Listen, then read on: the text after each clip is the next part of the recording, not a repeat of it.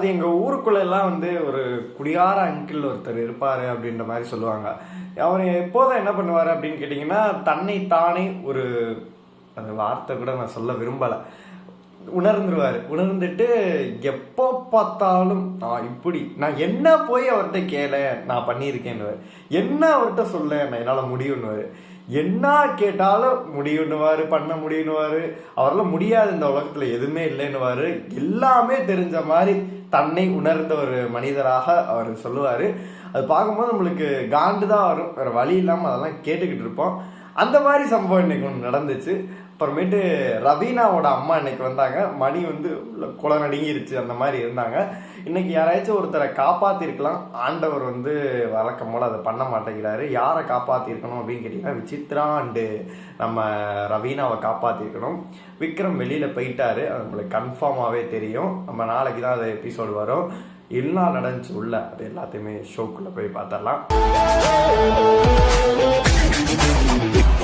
Hi மக்களே, நான் உங்க விஜய் ஷியாம். அந்த அங்கிள் சொன்னேன்ல, அது யாருன்னு சொல்லிட்டு உங்களுக்கு தெரியும். இவங்க பூர்ணிமா சொன்ன மாதிரி தான், அந்த குடிகார அங்கிள் வேற யாருமே கிடையாது, நம்ம அண்ணாச்சி அவர்கள் தான். அவர் மேலே வந்து ரொம்ப மரியாதை இருக்கு. இப்போ வரைக்கும் பார்த்தீங்கன்னா அவர் மாதிரி ஒரு லெஜண்ட் யாருமே கிடையவே கிடையாது. கமலஹாசன் அவர்கள் மாதிரி ஒரு லெஜண்ட் யாருமே கிடையவே கிடையாது. ஒரு பாலிடிக்ஸுக்கு அதெல்லாம் அப்பாற்பட்ட விஷயம், அதெல்லாம் தாண்டி விட்டுருங்க. ஆனால் இங்கே வந்து ஒரு விஷயம் பண்ணுறாரு பார்த்தீங்களா, அவர் என்னங்க பண்ணணும்? 6 சீசனாக வந்து ஒரு மாதிரி கொண்டு போனார், ஒவ்வொரு சீசனும் ஒரு மாதிரி கூட கொண்டு போயிருக்காரு. ஆனால் இந்த 7வது சீசன் மட்டும் கமலஹாசன் தான், அவர் தான் வந்து ஆங்கர் பண்ணுறாரா, இல்லை வேற யாரும் வந்து பண்ணுறாங்களா, இல்லை உள்ள எதுவும் ஆவி பூந்துருச்சா அப்படின்ற டவுட்லாம் எனக்கு நிறைய டைம் உண்டு. அந்த ஷோ வந்து எவ்வளோ பெரிய ஷோ, 3 கோடி பேர் பார்க்குறேன் அவரே சொல்கிறாரு. அப்படி இருக்கும்போது எவ்வளோ இன்ட்ரெஸ்டாக கொண்டு போகலாம், எவ்வளோ சூப்பராகவே கொண்டு போகலாம். ஆனால் எவ்வளோ கேவலமாக கொண்டு போகணுமோ அவ்வளோ கேவலமாக கொண்டு போயிட்டு இருக்காரு. தன்னைத்தானே தற்பெருமை நிறையா பாடுறாரு. அது நம்மளுக்கு இரிட்டேட்டாக இருக்குது. என்னதான் நீங்கள் உலக நாயகன் லெஜெண்டாக இருந்தால் கூட நீங்கள் பண்ணதெல்லாம் எங்களுக்கே தெரியும். அதையே சொல்லி காமிச்சு, நான் இந்த படத்தில் அப்படி பண்ணேன், நான் இப்படி இது பண்ணேன், நான் அதை இது பண்ணேன்னு சொல்லிட்டு சொல்லி சரி எக்ஸாம்பிள் சொல்கிறீங்க, ஒரு 1 2 சொன்னால் கூட சரி, நீங்கள் இவ்வளோ பெரிய ஆளாக இருந்திருக்கீங்க, நீங்கள் எக்ஸாம்பிள் சொன்னால் கரெக்டாக இருக்கும்னு சொல்லிட்டு 1 2 3 4 5 6 7 8 ஒரு 10 எக்ஸாம்பிள் கூட சொல்லுங்கண்ணே, நாங்கள் ஒத்துப்போம். 1008 எக்ஸாம்பிள் சொன்னது நான் அந்த காலத்தில் அப்படி இருந்துன்ற ஆரம்பிச்சு வரிசையா பார்த்தீங்கன்னா அவரை பற்றி மட்டுமே தான் பேசிக்கிட்டு இருக்காரு. இப்போ அவர் ஷோவை பற்றி பேசவே மாட்டுறாரு. என்ன நடந்தது அதை பற்றி கேட்குறாரு, கேட்டு கை கட்டி நிற்கிறாரு. உங்களுக்கு அப்படி இருந்து, எனக்கு ஒரு காலத்தில் பாலச்சந்திர அவர்கள் ஒன்று கூறியிருந்தார், அது இன்னைக்குமே மறக்கும். நான் அப்போ வந்து ஒரு டான்ஸராக இருக்கும்போது ஒருத்தர் தடிக்கும். இப்படி ஆரம்பிச்சா நம்மளுக்கு இரிட்டேட் வருமா இல்லை? 1.5 மணி நேரம் உட்காந்து ஷோ பார்க்க முடியுமா முடியாது, காண்டா இருக்கு. அந்த மாதிரி தான் இருக்கு. இந்த வாரம் என்ன நடந்துச்சுங்க, வீட்டிலேருந்து எல்லாம் வந்தாங்க, அதை பற்றி கேட்கணும். ஒவ்வொருத்தவங்க வந்து இப்போ நம்மளா இருந்தால் அவர் எப்படி பேசுவார், எப்படிப்பட்ட கேரக்டர் நம்மளுக்கே தெரியும். உலக நாயகனை பற்றி வந்தாங்க. ஒவ்வொருத்தரும் வந்து பார்த்தீங்கன்னா நெகிழ்ச்சியாக நிறைய விஷயம் பேசினாங்க. ஒரு சில பேர் பார்த்தீங்கன்னா நல்லா கொளுத்தி விட்டு போயிட்டாங்க, அவங்க கூட சேராத இவங்களோட இதுன்னு சொல்லிட்டு கேமுக்கு வந்து நிறைய சொல்லியிருக்காங்க. அதெல்லாம் உங்களுக்கு எப்படி இருந்துச்சு அப்படின்ற மாதிரி கேட்டு, ஏன் நீங்கள் இப்படி இருந்தீங்க, ஒவ்வொரு இடத்துல நீங்களாம் தப்பு பண்ணியிருக்கீங்க, அது உங்கள் மேலே தான் தப்பு அப்படின்ற மாதிரி பாயிண்ட் அவுட் பண்ணி சொல்லிட்டு அப்படி ஒரு இன்ட்ரெஸ்டிங்காக கொண்டு போவாருன்னு சொல்லிட்டு தான் நான் எதிர்பார்த்தது, நம்ம எல்லாருமே எதிர்பார்க்கறது. ஆனால் இவர் வேற ட்ராக்ல வந்து அவரோட தற்பெருமையை வச்சு கொண்டு போயிட்டு இருக்காரு. அதுதான் நம்மளுக்கு காண்டாவே இருந்துச்சு.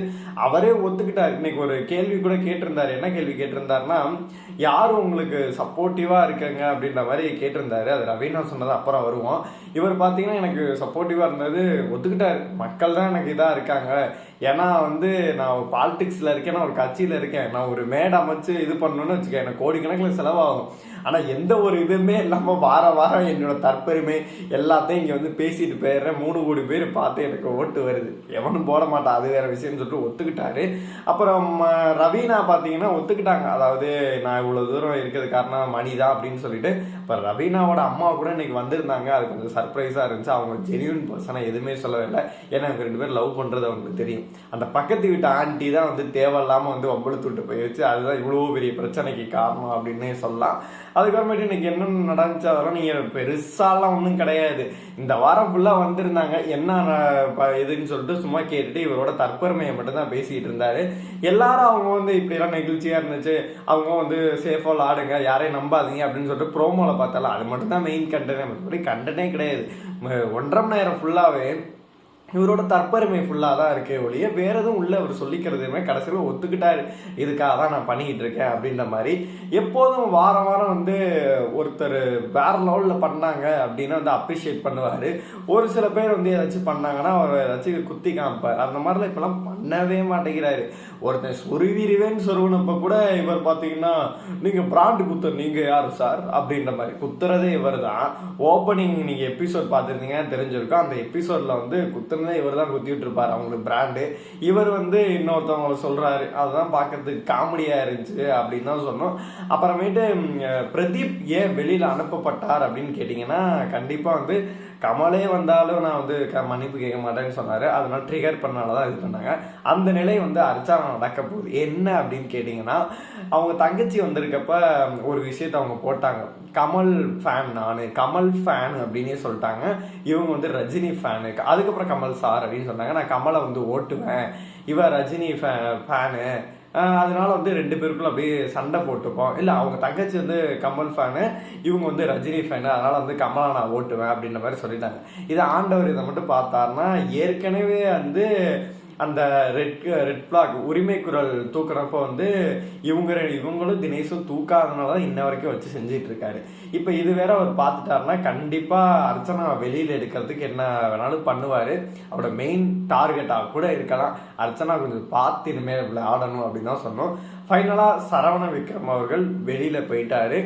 அடுத்த வாரம் கண்டிப்பா வந்து யாரு போவா அப்படின்னு சொல்லிட்டு இப்போதைக்கு நம்ம நிலவரப்படி பார்த்தோம்னா ரவீனா அண்ட் மணி, நிக்சன் கூட எல்லாம் இவங்க காப்பாத்திடுவாங்க, இவங்கெல்லாம் இருக்காங்க. கண்டிப்பா ஃபைனல் வரைக்கும் விசித்ரா போயிடுவாங்க போல இருக்கு. என்ன நடக்க போகுது அடுத்தடுத்து பார்த்தீங்கன்னா, இவன் இப்படியே போச்சுன்னா கொஞ்சம் காண்டா தான் இருக்கும். 11 பேர் உள்ள இருக்காங்க. அடுத்த வாரம் இது டபுள் எவிக்ஷன்லாம் நடந்து கொஞ்சம் நல்லா இருக்கும். ஏன்னா ஜோடியா நிறைய பேர்த்துல வெளில அமிச்சா நல்லா இருக்கும். மாயா பூர்ணிமா நீ ஃபைனல் வரைக்கும் கொண்டு போவாங்க, அது அவங்க கையில தான் இருக்கு.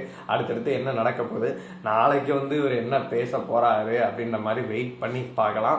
இந்த வீடியோ உங்களுக்கு பிடிச்ச லைக் பண்ணுங்க, ஷேர் பண்ணுங்க, கமெண்ட் பண்ணுங்க, மறக்காம டாக்ஸ் ஆஃப் சினிமாவை சப்ஸ்கிரைப் பண்ணுங்க. Big Boss.